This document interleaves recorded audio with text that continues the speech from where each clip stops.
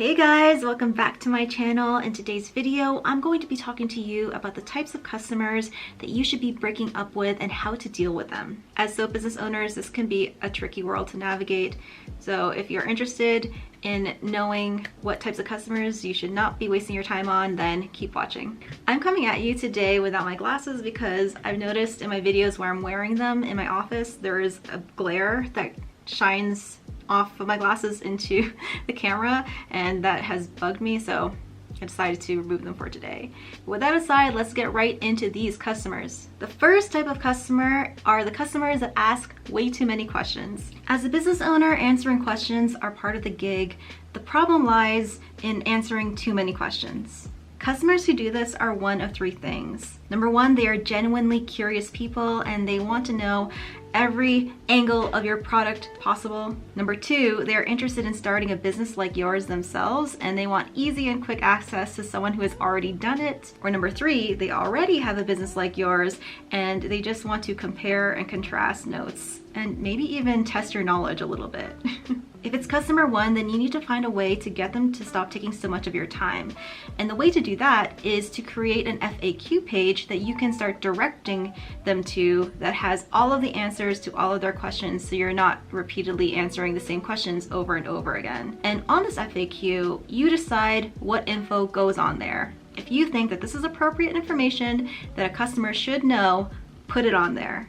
If there is a question that falls outside of your FAQ page and you think, I don't know if I want to talk about this, then you can simply tell them that that information is company info only and you're unwilling to share it with the public. And there is a lot of company info that is understandably stuff that you don't really want to talk about too much. If they persist, just keep telling them the same thing over and over again. This is company info we're not willing to share. And then hopefully they'll be satisfied with that and stop asking, or they'll move along and harass another business or company.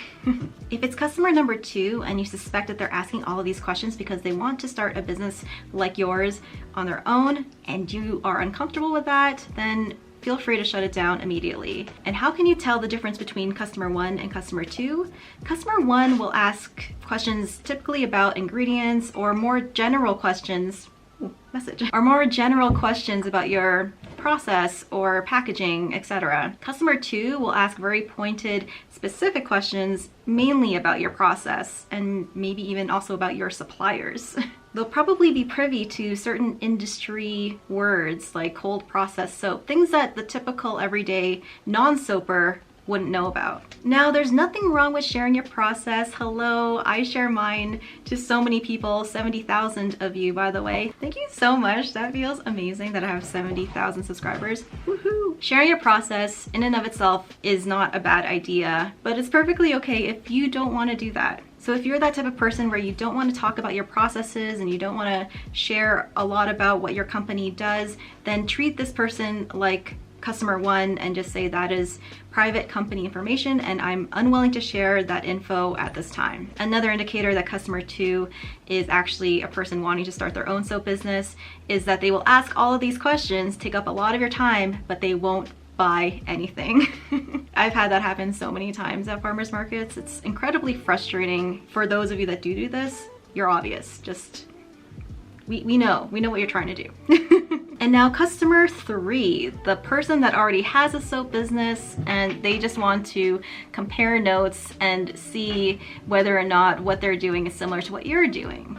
And if you're uncomfortable with another business owner coming to you and asking pretty specific questions, comparing notes, it's absolutely okay to feel that way. You don't have to feel like you have to be friends with fellow business owners.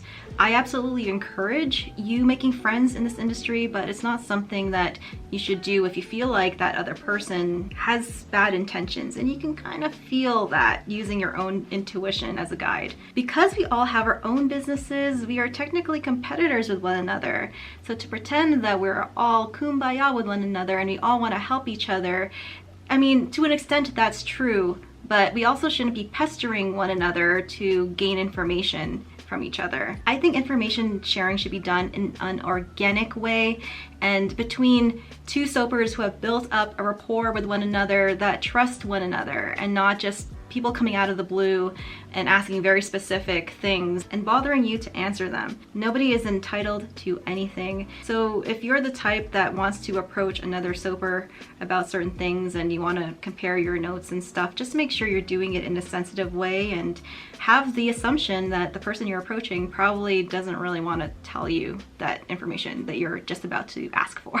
The next type of customer are customers that are too demanding. Customers who ask too many questions fall into this category, but I want to extend that demanding to not just questions, but also specific requests that they have about your products. And this can come in the form of custom orders, which as a business owner, that's totally up to you whether or not you want to take in these types of requests. But the problem lies when these customers start to become too demanding. For example, they're asking for specific fragrances, colors, designs that are totally different from what you do, or stuff that you don't even have in your inventory, so you're going to have to purchase these things in order to fulfill this request. I would highly caution doing these types of requests because I've seen so many stories of people that have fulfilled custom orders only for the customer to turn around and reject them.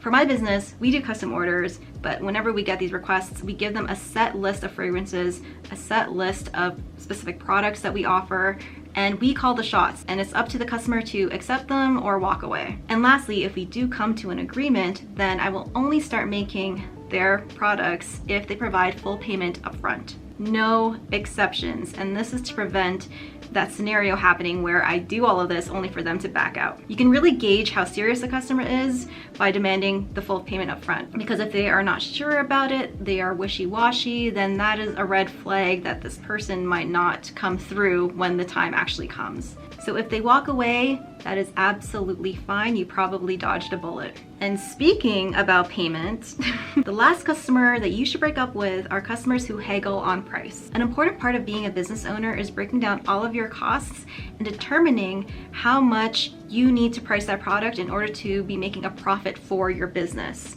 So by the time you stick a price tag on that product, and that includes wholesale prices as well, you've already done the work to determine how much money you need to be making from this product in order for it to be worth it to you. And yes, all of that takes time. People who balk at your price or they try to haggle it down, that is a huge red flag for me. And from my experience, people who haggle on a price in a situation outside of where it's expected, like a garage sale or a car dealership, they tend to be the most demanding and critical customers, ironically. It's weird. So do yourselves a favor, know your worth, stay firm, and be okay when they walk away. The last type of customer that I'm going to be talking about are customers that buy from you, leave a bad review, and then buy from you again only to leave more bad reviews, and then they keep doing it.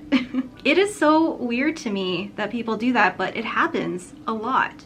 And that's one of the reasons why I decided to leave Etsy, because Etsy is a place where this happens so much. And it's really detrimental to your company because they're leaving these reviews up on your business pages, on your social media, and it's definitely borderline harassment. You would think to yourself, if someone experiences a product and they don't like it, they would move on to another company, right? Especially when it comes to Bath & Body, there are so many companies that they can provide their patronage to instead of yours if they are so unhappy with you as a company and your products. And I am not invalidating bad reviews. Bad reviews are inherently a good thing. They are what help us grow as business owners and as companies. They make us improve our products so that we can strive to get customer satisfaction all the time. The problem lies in these people that are clearly not wanting to do that. If someone is consistently bad-mouthing your company, then their intentions are probably not to help you improve, but to bring you down. So if you as a business owner have done everything you could to satisfy this person and they're still coming back,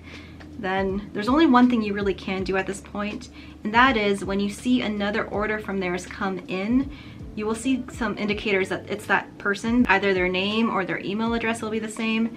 Simply refund them their order and just move on. You can also reply to all of those reviews and just say the situation for what it is. If you know that those reviews are not coming from a good place and you've done all you can to satisfy this customer and it's still not working, then you've done all you can. Don't be so hard on yourself. This customer is absolutely not worth the money, the hassle, the mental stress that comes with them. So that is it. Thank you so much for watching. Let me know if you guys have experienced customers like these and have had to break up with them. Tell me about all of your experiences in the comments below. If you learned something new, then give this video a huge thumbs up. And if you want to continue following my journey as a soap and bath bomb biz owner, then hit that subscribe button. And don't forget to turn the notifications on so you can catch every video as soon as I post it. I want to give a quick shout out to my patrons. If you want to send some extra support my way, I have a link to my Patreon in my description box below. But to those who have already decided to support me on there, thank you so much. Because of your support, I'm able to do what I do and keep improving on it. Thank you so much, especially these guys, my bubble BFF. And on my Patreon page, I share my recipes, I write up some articles, I talk to you about all of my experiments that I'm doing with bath bombs, with soap, and all that stuff. So if you're interested in any of that, then again, my link is in my description box below. So that is it. Thank you so much for watching, and until the next video, keep smiling, keep being awesome, and keep making beautiful, amazing things, and I will see you in the next one. Bye guys.